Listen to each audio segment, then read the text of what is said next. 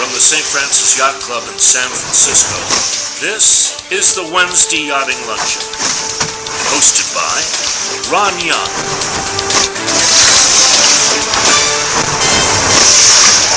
Welcome to the Wednesday Yachting Luncheon. So it's great to be back in our grill room. It's more fun to be live than via Zoom. Want to thank our three staff Commodores for being here today. We have, in order of seniority, Bruce Monroe, Staff Commodore, Steve Taft, Staff Commodore, and Bill the Mandanas, Staff Commodore. All of them are looking out the window because they're all racing sailors at the Canals Intergalactics. Is that the right term for it? The Star Worlds? No, it's the Falcon boat. They look like starboats, don't they? It's a little bit heavier, a little bit shorter. Anyway, the Folk Boat Intergalactics is going on right outside our gate, our windows. So it's beautiful to be looking out our beautiful windows.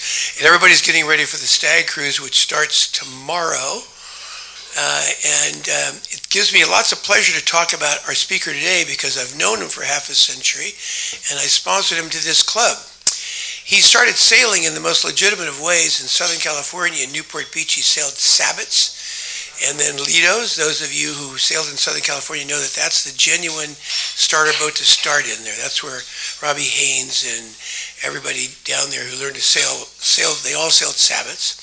And then he decided he didn't like Southern California at age 18 and moved up to Berkeley and started going to UC Berkeley to be an architect.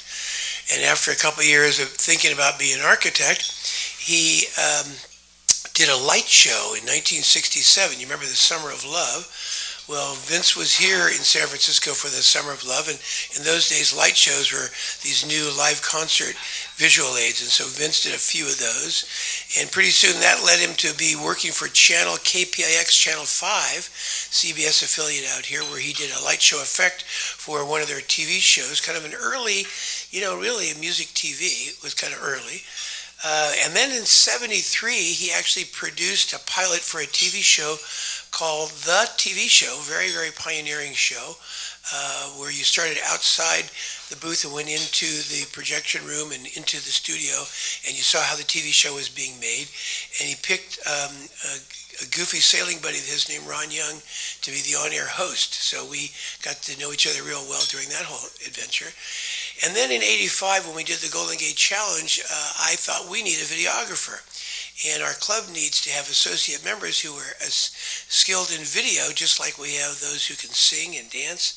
And so we made Vince an associate member of our yacht club.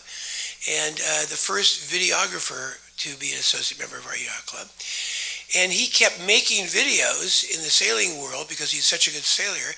And he did all the videos for the Golden Gate Challenge. And then in 98 and 99, when Paul Kehrer started America One, he became the official America's Cup videographer for that syndicate. And then he did the same thing for Oracle in the early 2000s, where he was the team videographer for them as well. Went down to Auckland, New Zealand. And literally during all this time, he won 2 Emmys. Both were best sports broadcasting, and that's a great thing most people don't know about our man Vince. He won 2 Emmys, and so he's continued to sail, and he gave away that infection for sailing to his 2 children, who are also good sailors. In fact, they won the Junior National Championship back-to-back 2 years in a row. Vince even persuaded the likes of me to buy a snipe once, and anybody who's ever owned a snipe will raise their hand. Mark Reynolds won the Worlds a few times. Bruce Monroe raised his hand. A snipe is a way of getting wet while you're spending money as close to the water as your face can get. You hike out and you get the spray in the face, or you sit inside the boat and you get the spray all over your pants. The splash rails are never high enough because you want to save weight in these boats, but it was a great adventure for 20 years, and I used it to get my children hooked, so we all got the sailing bug one way or another in this game. So Vince called me up a while ago and said, Ron, I've gone off cruising in the Netherlands. Now, why is that interesting? The Netherlands in the 1640s began in the merchant class sailing little boats around chasing each other. And the Dutch word for chase is yacht. And so if you could catch your buddy, you basically would beat him in the yachting activity, and the British royalty saw this going on in the early 1640s, and they went over there, and we now call that same game yachting. So it's actually the beginning of yachting as we know it in the turf, where now tourists go and make beautiful programs like we're going to hear now from our friend Vince Casalaina. Vince.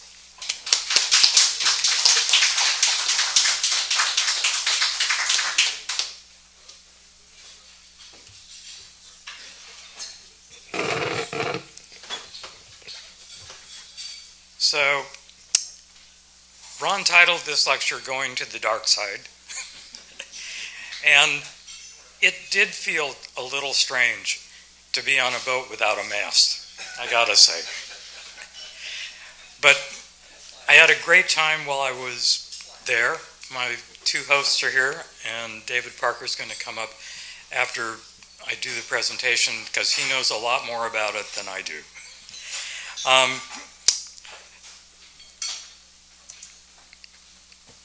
The first thing that happened when we got there, they had a hurricane in the Netherlands. And you would never believe that they stopped the trains because of the hurricane. We got as far as an hour away from our host, and there were no more trains. And we looked at it and went, okay, we'll eat the $200 and we'll get a cab. And we got there, they had dinner on the table for us. It was a wonderful way to start.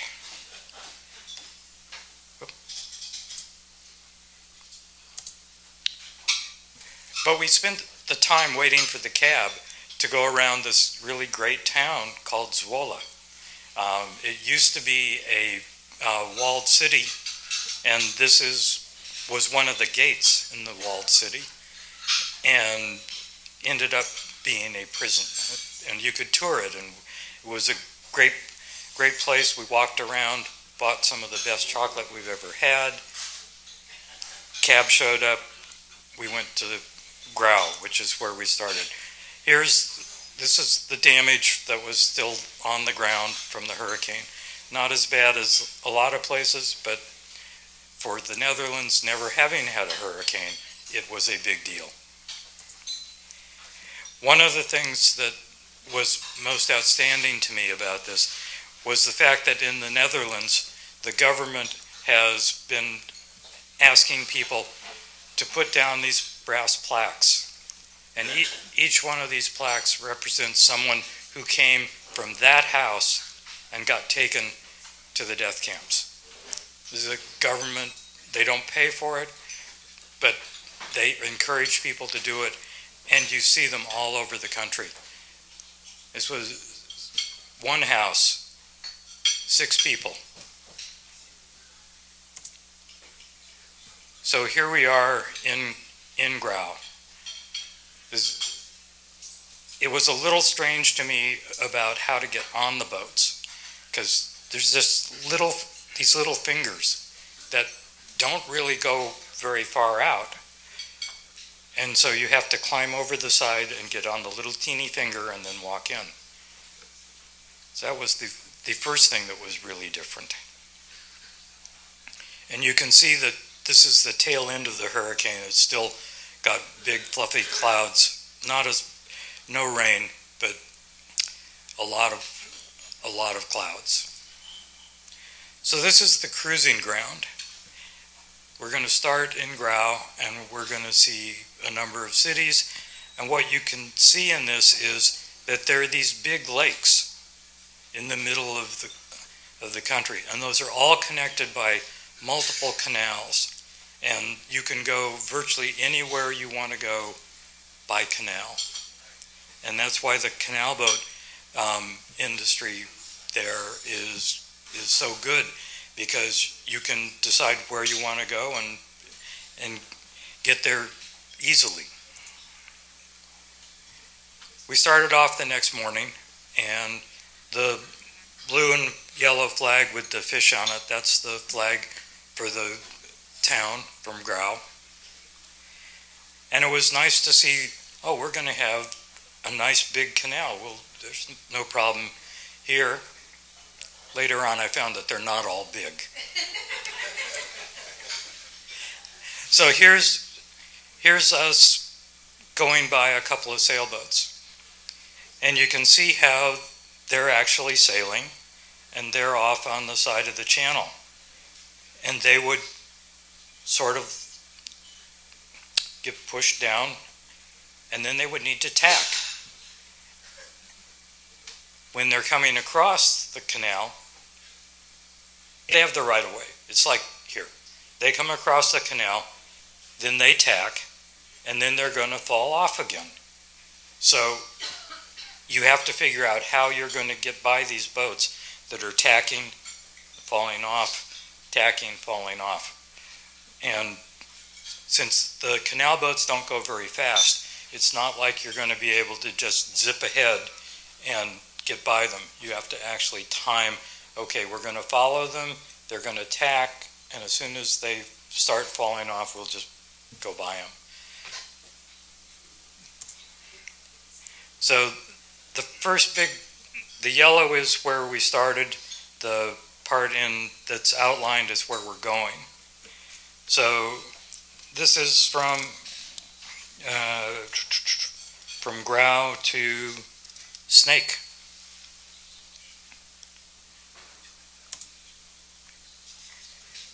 So this is the tower. This was a small walled city. And they could close the gate, and that would keep people out of the canals inside the city. Now it's a tourist attraction. There we are there are hosts, Kim and David, sitting on the stern of the black boat there. You can see that there's not a lot of space between the boats. You get them in as tightly as you can. Later on, we had a spot that was very tiny.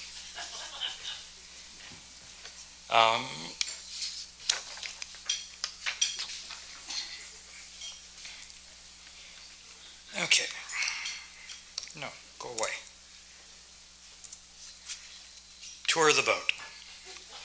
This is the main cabin. There's the helm.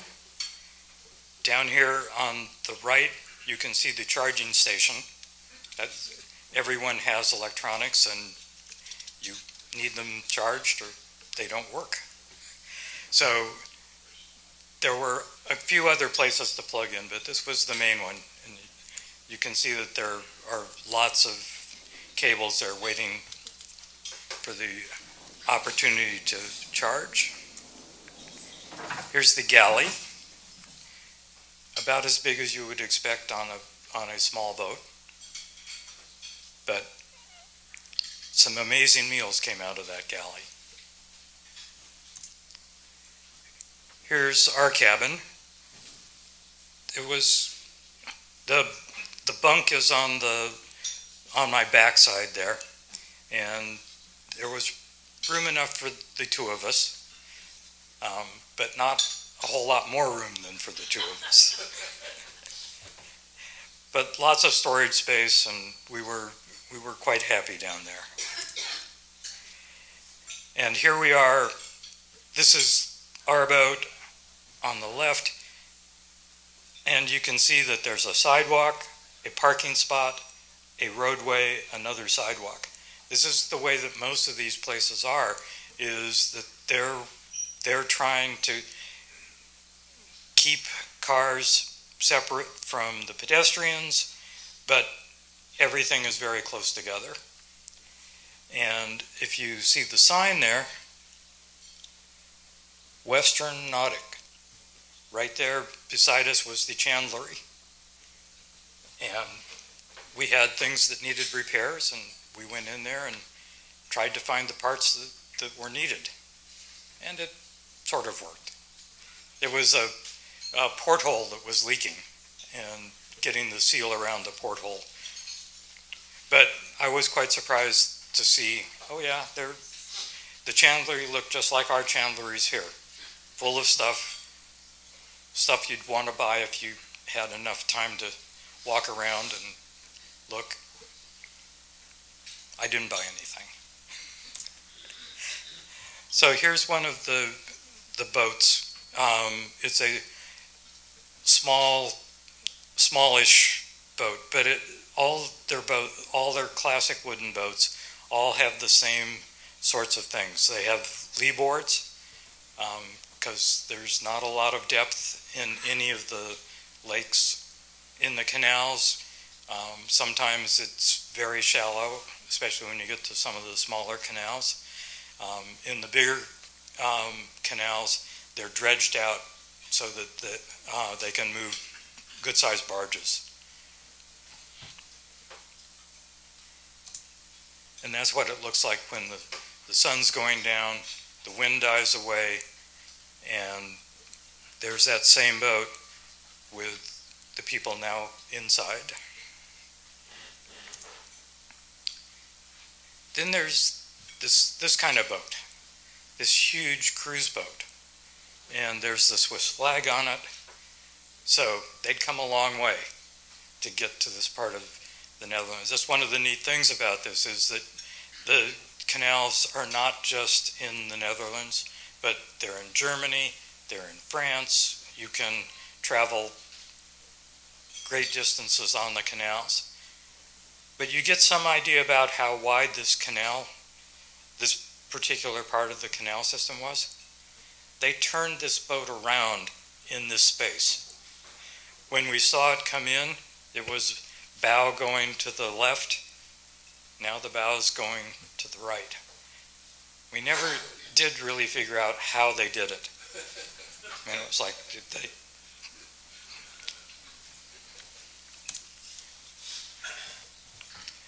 So here's, we're going from Snake down to Lemur. And you can see down here, right below Lemur, that's the IJsselmeer, which is the part between the Frisian Islands, which are a dot of islands going along the North Sea, and this inner lake. And all these towns have locks in order to get the boats off the IJsselmeer into the canal system. And there were no locks in the part that we had to go on, but in the eastern part of Friesland, there are in fact locks, and many of those locks are self-tending locks, where someone gets off the boat, makes the water go up and down, gets back on the boat on the other side.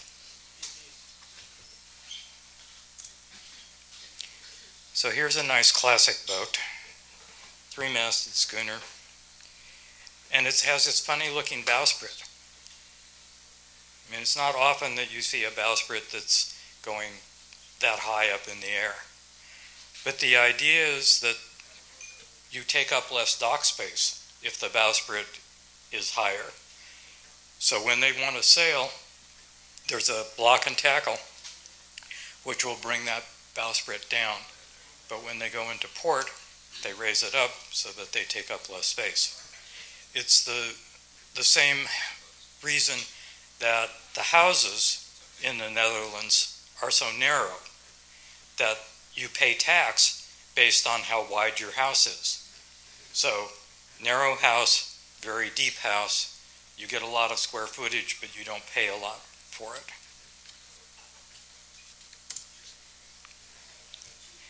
So here we are in Lemur, looking at the downtown, and you can see that there are all these boats just nestled right up next to each other. And we'd gotten a later start that day, so it was looking iffy that we were going to be able to get a spot in town. So we eventually went up, did a turnaround in the turning basin up there, came back, saw a boat that was pulling out, It looked about the same size as our boat. And we said, okay, we're going to let them pull out. We'll make a U-turn and we'll put our boat in there. 40-foot boat, 42-foot hole. Yeah, we made it in there. It was fun. Once we got parked there, what I saw was there's this restaurant. It's like, we're here at the dock, here's the walkway, there's the restaurant, and there's a server going by. Can we order drinks? Absolutely. So we ordered drinks, had a great time before we eventually wandered off to find our dinner at a place that was serving mussels, which are a staple. If you at all want mussels, the Netherlands has a great place to have it. 3 of us ordered the mussels, and the pot was about this big around and about that tall, and it was full of mussels for 3 of us. It was difficult to get to the bottom of the pot.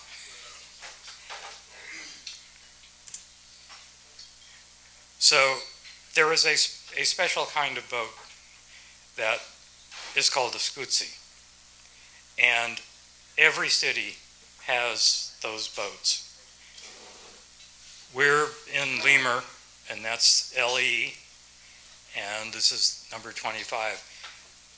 There is a big race, and each city will put up its boat, and this race travels around Friesland. More on that in a little bit. So we're going from Lemur to Hish.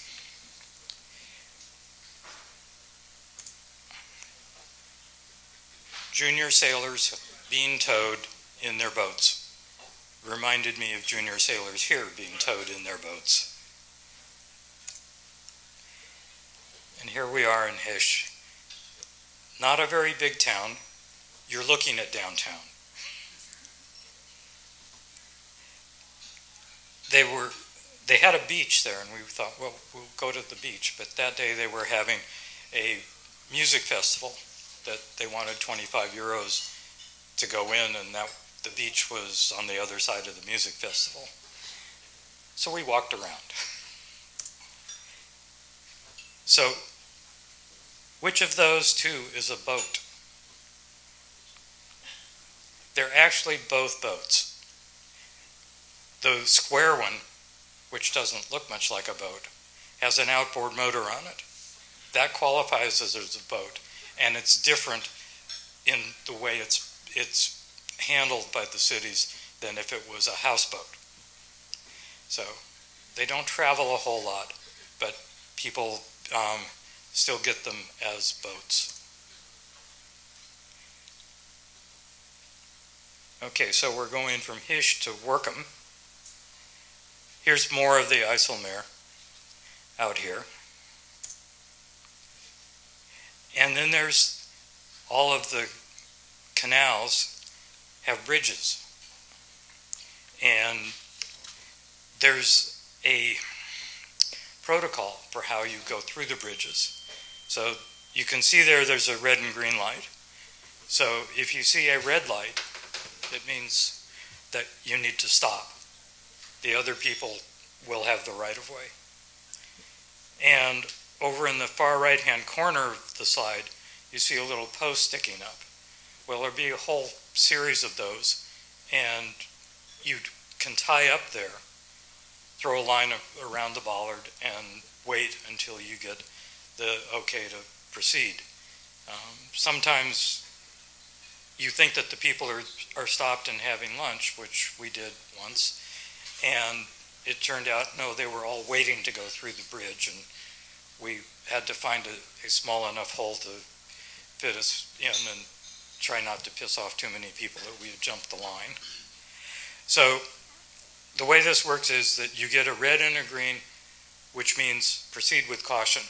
Could be that Other boats are lined up on the other side, but proceed with caution. You get the green light, and then you can go through. So you can see that there's the bridge tender there with what looks like a fishing pole, and at the bottom of the fishing pole, there's a wooden shoe. A lot of these smaller towns, you have to pay to go through the bridges, and this is how you pay. They drop the wooden shoe, you put the money in the wooden shoe, they pull it back up.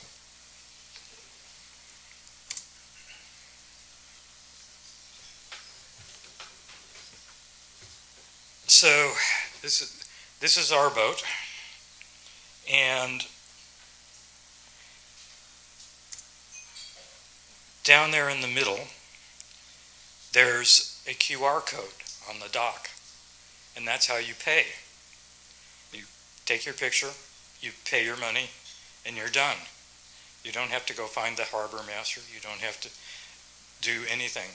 It's automatically done. So there's that, and then you can see that there's the electrical line which came down, and just down the dock a little ways was the electric box. So it was easy to, every time we docked, you just look, where's the box, and you'd plug in your shore power, and you had shore power. And there's the lock, and you can see the dark line where the IJsselmeer water level is, and that the boat is now about 4 or 5 feet lower than the IJsselmeer.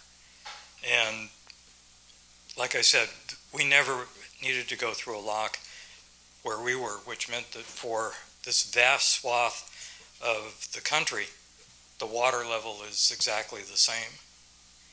And that makes it easy when you're on your boat to know where the how tall the bridges are.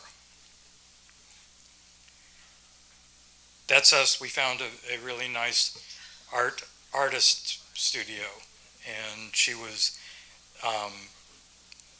kind enough to let us sit in one of her art projects. So we're leaving Workham, and we're going, where are we going next? Not sure. So there's the freeway going under the canal. Not all of them were like that, but enough of them were like that. So that, it's just, they're just going right under, which means that the people who are in the canal don't need to wait for the bridge to get lifted so that they can continue. So here's the Scootsies. Never have too many of them. They were omnipresent every place we went. And I told you about the race that they do. So over 14 days, I think it is, they do 11 races. They travel around from city to city, and people follow their city's boat around. It's a big deal for all of the places that have it. It starts in Grau and ends in Snake. And here's a little film of that.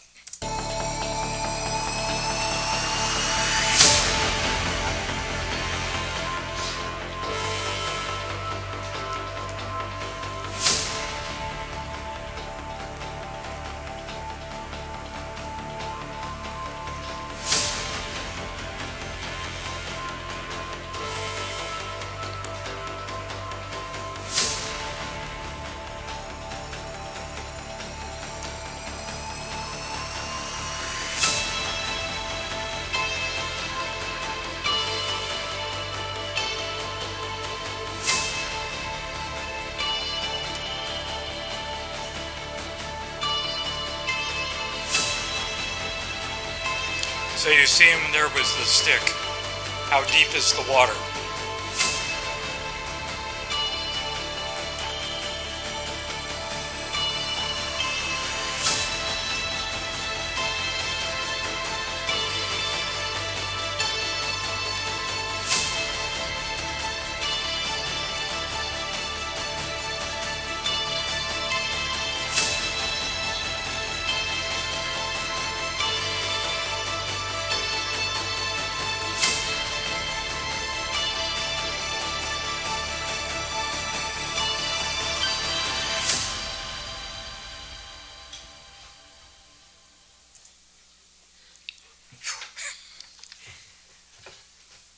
So here's one of those smaller canals, and you can see the lineup of boats that were just coming through the bridge and us that are still aiming for the bridge.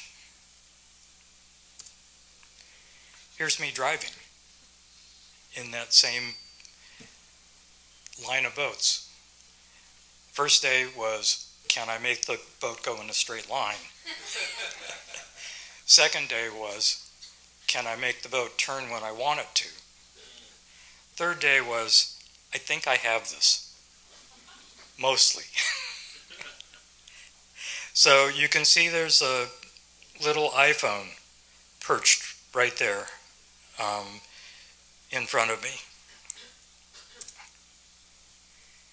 You can see that it's got a track on it. This was the most invaluable part for me as the driver, because you can tell it, it's just like Google Maps. You tell it where you want to go, you can drag it around so that you get to go through the canals you want to go on. It'll tell you what's the clearance for the bridge. Is there a toll for the bridge? Everything you want to know about the trip that you're on. And then there was a little hula girl there to keep me occupied. And there's Debbie, big smile. This is a great trip for both of us. I mean, we really had a wonderful time. Here we are in List, and it's going to be our last stop. You can see how narrow that landing spot is to get off the boat. So you're climbing over the rail, trying to make sure that you're on that small projection.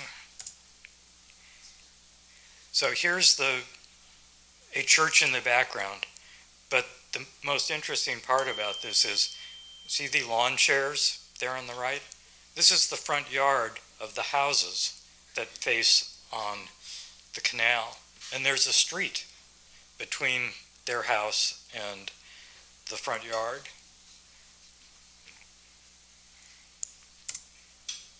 Here's looking back at the downtown of List. And that's my favorite picture from the entire trip, was the clouds, the windmill, the reflection of the windmill, and it just was so classic. Here's why you come to the Netherlands. And we're back in Grau. So, thank you very much.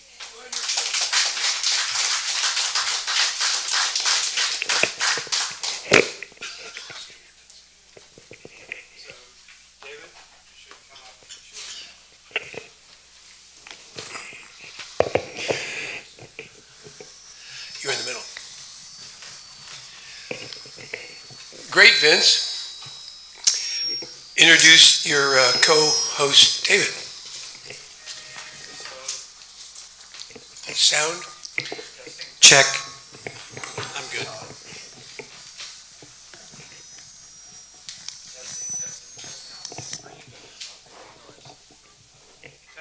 Walter, give him your give him your mic. Vince, we'll just pass back and forth.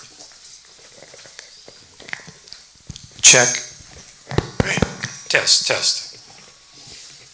Did you make it work? They all work now. Testing. So Vince, introduce your guest. David Parker, half of the Kim Paternoster and David Parker team that were our hosts for this canal trip. And we really thank you for giving us the opportunity, because it was something I had always wanted to do and never had the courage to do by myself. Great. So, first question is, how long was the trip? How many days? 6 days? 6 or 7. Yeah. 6 or 7 days. And what was the size of the boat? How long was it? How much did it weigh? She is 10.6 meters, so 36, 37 feet. Uh-huh. And she's 3.5 meters wide. 10 feet wide, okay. 10 feet wide. She is a hard-chined steel boat. Okay. And with a relatively flat bottom, she draws a meter. And So she draws 3 feet. and since she's flat bottomed, she's a bit of a pain in the ass to drive in any breeze whatsoever. She tends to skate around. Luckily we have a bow thruster, but after a bit you can get the feel with the wheel and the throttle to stabilize everything. So David, tell us your connection to Vince and how you know all about these boats. So, my lovely wife Kim managed one of the Youth America's Cup teams with Vince during the America's Cup when it was here. 2013? Right, we were 13. the American Youth Sailing Force. American Youth Sailing Force. Yeah, you were the executive director of that, weren't you, Vince? I was. Imagine that. Good on you, man. It was also my last America's Cup. And I met Kim 2 years later, and we got married. And so we bought this boat in Friesland, and have been. This was our second official year. Last year, we were there for about 10 days, just trying to figure out how do we move this thing anyway, because we're sailboat sailors, and the real difference is a keel makes a huge difference as far as what your pivot point is. When the thing is flat and in a breeze, you're actually driving the back of the boat, not the front of the boat. How much does the boat weigh? 12.5 metric tons, so 24,000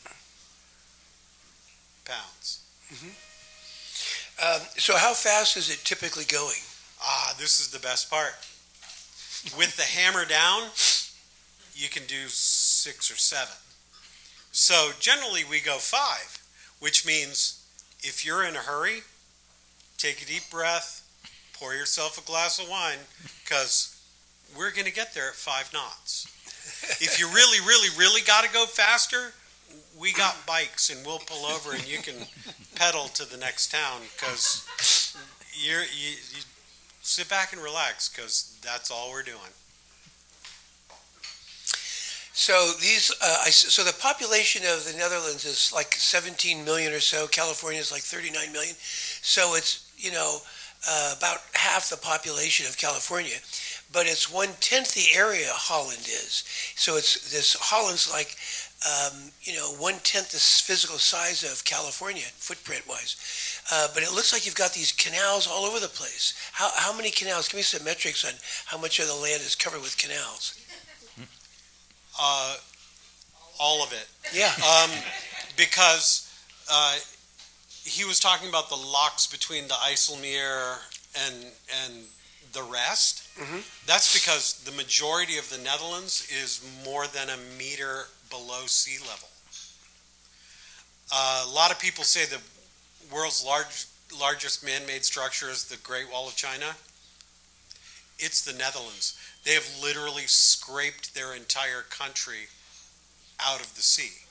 It's the Nederlands. It's the low land. Mhm. And the reason that they have windmills in the first place is because what they did was they had these windmills, which they actually stole the idea from the Chinese and the Persians, and an Archimedes screw. So the windmill is turning, and it's turning a screw, and the screw is bringing the water up over the dike and putting it back in the sea. And so they dried out the land enough they could scrape, and they just had canals because there's always going to be water. So it wasn't they were windmills, they were water pumps. Is that what you're saying? The windmills were water pumps. They are wind-powered water pumps. And the windmill that you saw there in that gorgeous picture, Yeah. It is actually a sawmill. And they run the entire sawmill on wind power. And we were there on a Monday or a Tuesday, and the sawmill doesn't open until Wednesday afternoon. So they didn't get to see it in action. We went back because it was so cool, and we got there on a Monday, and we're like, what are we going to do? And the correct answer was, nothing. Just hang out. We'll just wait till they open. So what you're saying is that the wind powers generators which create electricity, which, okay. No. Okay. There is no electricity. The windmill in Ilst is from, originally it was from about 1350. Okay. And then in 1600 they moved it to Ilst, and it is still a working sawmill. So how does the energy created by the wind driving the propeller, how does that get to transfer down? Do they have belts? How do they get down to the... Come on up and Sure, describe it. jump in. Ladies Yes. and gentlemen, my lovely wife, There's a Kim. mic coming to you. Here you go. The mic. Okay, here we go. Mike gonna come to you. Perfect.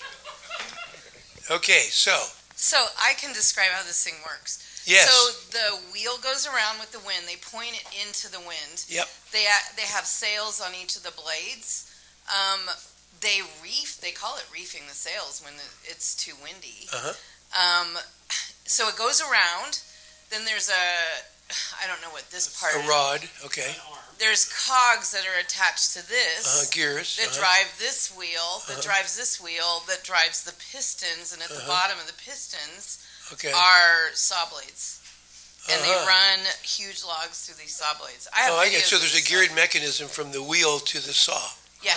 So Okay. from the main axle, you have a turning gear here, which is using hemp ropes going up and down Got to it. move these to move the saw blades vertically. For people watching online, this is the same mechanism we use at the yacht club to move the grill room around in the building.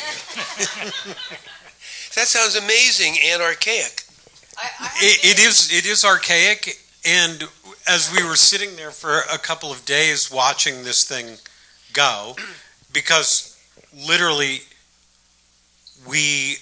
our itinerary was based on, well, what do you want to do today? And it was like, you know what, this windmill is so cool, I'm just going to sit here and watch the windmill all day and read a book. And that's what we did. No MTV.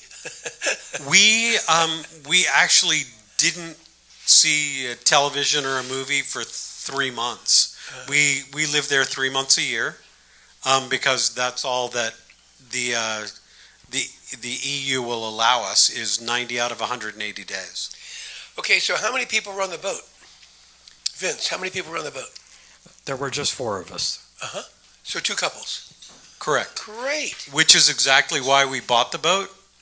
Why we bought this particular boat is there's a cabin forward, there's a cabin aft, and there's a cabin in between. And the doors close, so everybody gets their own private space, but boat's only 36 feet long.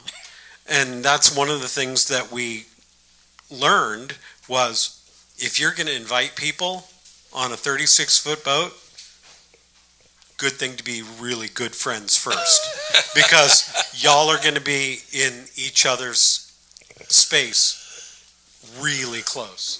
So Vince, here in San Francisco Bay, you race around and we race around with lots of current. Talk to me about current on this trip. Is this a yes or no answer? It's basically a no answer. Exactly. So there wasn't current.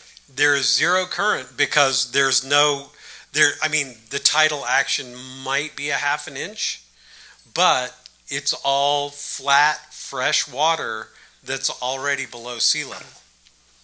So how often did you guys eat ashore in this week? 3 times maybe? Yeah.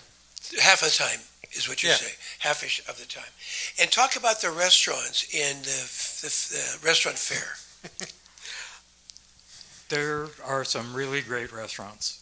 I mean, we ate at a really outstanding Italian restaurant in Grau. We ate at the Mussel Place in Lima. Limit, Yeah. And somewhere else. But we never had a really bad meal. I mean, that was exceptional, and it was not terribly expensive. And one of the things that I didn't mention in the presentation was that when you pull into these towns, there's free restrooms for the sailors. There's mostly free showers, and there's washer dryers. So you can travel around, spend a day, wash your clothes, and they're not always that close to the boats, and you sometimes have to hunt them, but they're there. What's the population of these little towns that you're going to? Quite small, anywhere between 2,000 and 15,000 people. I think Snake is 15,000 people, and Grau is 7,600 people. And they are traditional Dutch towns with, if you look at pictures of the Netherlands from the 20s and now, nothing has changed. This is a part of the Netherlands where when we first arrived, we were going through customs, and the customs agent says, where are you going? And I said, Rauw. And he says, Why? Where is that? Where is that? I said, it's in Friesland. He says, why would you go to Friesland? I said, because it's beautiful and we own a boat there. Okay. So there is some politics in the Netherlands. They have a hard right in the Netherlands. And if you put it on a scale, the hard right in the Netherlands is just to the left of Bernie. Exactly. We were, after they left, we did a tour into what's a part known as the Turfroute, where they used to dig peat out and put it on barges and send it to Amsterdam so they could heat the houses in Amsterdam. And we met this woman and her husband who ran a small tavern in this little town. And when we met her, she was putting new tile on the top of the ice cream push cart that they have during the summer. And we're just chatting along, and she says, oh, I used to be a minister of parliament. Really? Well, politically, where were you? She says, oh, very much to the right, which is still far to the left in the United States. So how often do they dredge the canals? I don't think they do, because there's not much silting because there's not much current. What's the average depth or depth where you're sailing? In the small canals, we draw a meter, which is nominally 3.5 feet, Yeah. just to give yourself some room. And the small canals are about 3.5 meters deep, and the big canals are maybe 5. So 15, 18 feet. So talk about the crime when you're going. Did you leave the boat unlocked? What's that all about? Almost always the boat was unlocked. In the big cities like Snake, which has 12,000 people in it, we would lock the door that was on the street side, but we always left the other one unlocked just in case Vince and Debbie got back to the boat before we did, and they would have a way in. They don't have crime there, though. There's no crime. One of the questions we got more than any other was, why do you Americans like the guns so much? They simply don't understand American gun culture at all, and they're just not there. So what about, what's the quote, nightlife? Do they have movie theaters? They probably have bars. Talk about that. What happens when the sun goes down? There's no nightlife, except for the Netherlands is one of the world leaders in electronic dance music, which we call boots and cats music, because the rhythm goes boots and cats and boots and cats and boots and cats and boots and cats. And you will hear in the middle of the summer, since it gets dark so late, they'll dance till 2 or 3 in the morning. But it's the young people. In little nightclubs, in bars, No, bistros? outside in big parks with fencing about, so Okay. that they can charge admission. Oh, they charge admission to go into the park to dance. Yeah. Go see Oppenheimer. They have movie theaters. They do And have so- movie theaters. We went to go see the film Oppenheimer. It was in a small theater. So when you would go to the docks, when you tie up, is there a fee to charge docks, or are public docks free? It's a fee. As Vince showed earlier, there's a QR code on the dock. Literally, you take your phone, Okay. you hit the QR code, it instantly connects you to pretty much the Friesland-wide network of harbors, and you punch in your length, your width, and the number of people, and they charge you. And we averaged maybe $20 a night $20 a night to dock. to dock. So Vince, did you ever hear of floods or some episode a long time ago when the dikes didn't work and that happened? Only the Hans Brinker story. So it's very, very uncommon that the whole system works, that they keep water out. The whole system works because there's between what is known as West Friesland. So Amsterdam's on a peninsula like San Francisco, and then so that's known as West Friesland, and then Friesland would be the equivalent of Marin County to where we are. If we transpose San Francisco, the Bay Area to the Netherlands, Amsterdam would be Foster City or so. And you come up, and then there's instead of the Golden Gate Bridge, there is the Afsluitdijk.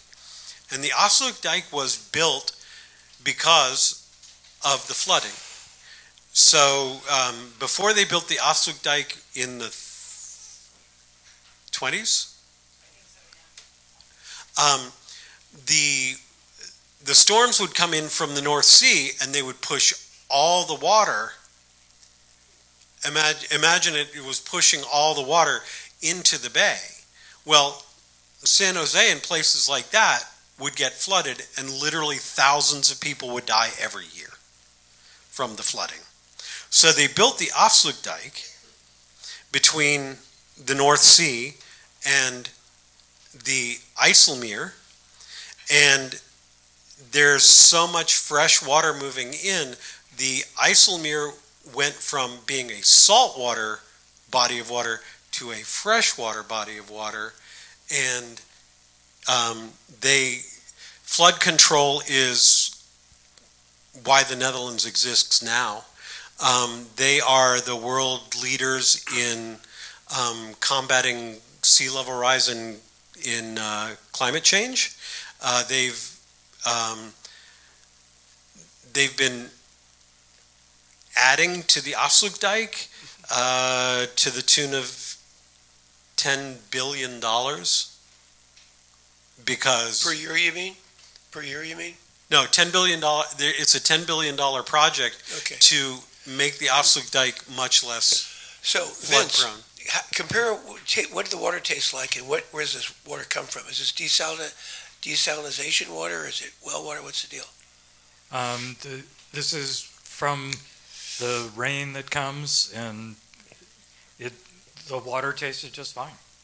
So I noticed when you're driving the boat that you're on the right side of the street. Are the streets when they drive cars, are they on the right side, not like England on the other side?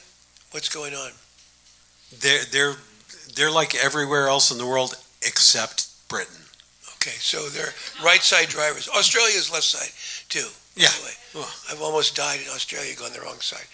Okay, in a motorcycle yet. So if there's a question, hold your hand up. We'll get it. Walter will bring a mic to you. So I noticed that the sailing boats had lee boards, and so that you had a pivot point. Were there lee boards at all on any of the boat that you had? I didn't see one. No, because it's not a sailing vessel. If we ran back to the tape, you'll notice that there's someone on the lee side of the boat, and they had a stick, and they're doing this because the marks on the stick, they can feel the bottom. Measuring the depth. That's how shallow it is, and you'll notice that the person on the lee side also had their foot on the lee board. So what happens is they feel the lee board start to kick, and they're like, it's getting shallow, it's time to tack. So when it does this, then they tack. So what happens, some of these boats are rigged so that you tack. Well, you have to put the running backs on, and you have to bring the windward lee board up. Right. So they've built them so that as you're bringing the running back on, the lee board comes up at the same time. Got it, yeah. Cool. So your lee board's actually helping trim the runners. Cool. And these boats that they're doing it on, they're called scootjes. And they're about 72, 73 feet long. They're made of steel. And it's what they used to use to deliver goods everywhere. Well, now they race them. And this is the supporting the Grauw Scootje, which they won the Scootje championship this year. So they used to haul turf and gravel and grain and everything in these boats, and now they race them. And you know how these folks are in the folk boats, right? They race with their elbows out. Well, these folks race with their elbows out in something that is as big as a semi-truck, and it's made of steel, and these folks are not messing around. So you also saw that the sails were black. Okay. They're black because they're carbon fiber. They take their racing seriously. It's very serious. Sal, you had a question? Yeah. So did you take those shots, Vince, of the Scootsies racing? Because those were great shots. I stole it. Okay. All right. Well, you picked them out, so good job. But the other question I had was, in Friesland, do you find most people speak English? Because I found that in Amsterdam myself. So Almost everyone. We ran into a couple of people who only speak Dutch, or they speak Dutch and Frisian, but not English. But all of the kids from about 6th grade on, they speak English. So, what's the nationality of the citizenry? Are they all, homogeneously Netherlands folks? In America now, we're increasingly diluting the once purely Caucasian population to be almost 40% immigrants of 1 or 2 generations. What's happening in the Netherlands? Do they also have a growing immigrant population? Yes, but they're all Dutch. Okay, but in other words, what you're saying is they move into the Netherlands from wherever, and they become Dutch. They don't keep a cultural identity separate. Like there is some cultural homogeneity going on, and it is one of the bigger sticking points. We were in Leeuwarden, which is 2 cities north of. So we sort of did southwest Friesland, and 2 cities north and east of where we started out in Gouw.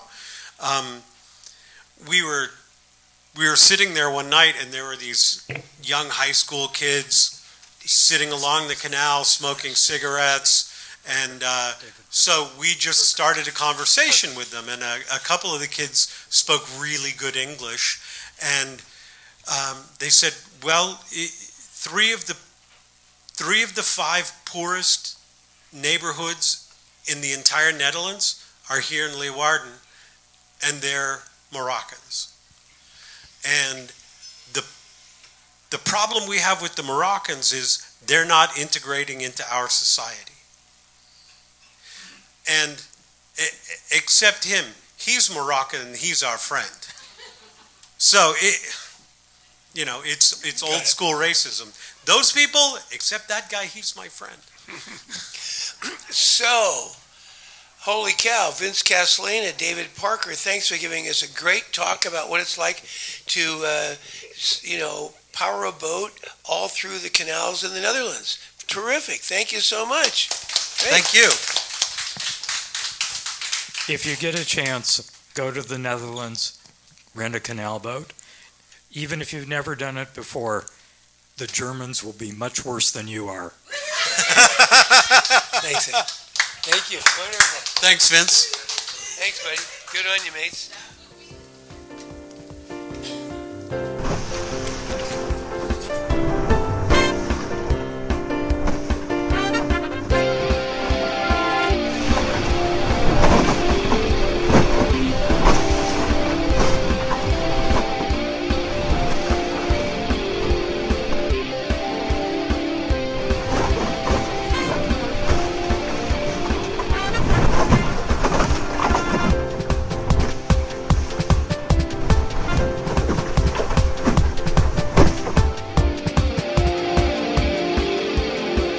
This has been a presentation of the Wednesday Yachting Luncheon.